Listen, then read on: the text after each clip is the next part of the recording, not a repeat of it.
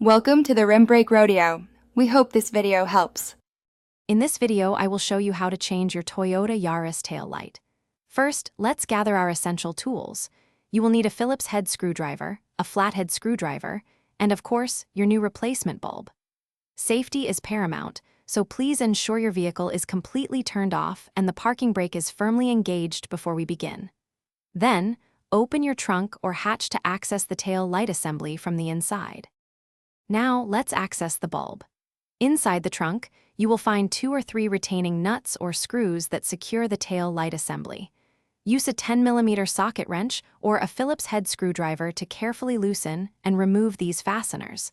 Once they are out, gently pull the entire tail light assembly straight back. It should slide out from the vehicle body, revealing the bulb holders. With the tail light assembly removed, it's time to replace the bulb. Identify the specific bulb holder for the tail light. It's typically a gray or black plastic socket. Twist this holder approximately 1/4 turn counterclockwise to release it from the housing. Carefully pull the old bulb straight out. Now, insert your new replacement bulb firmly into the socket, being careful not to touch the glass with your bare hands. Now, let's put everything back together.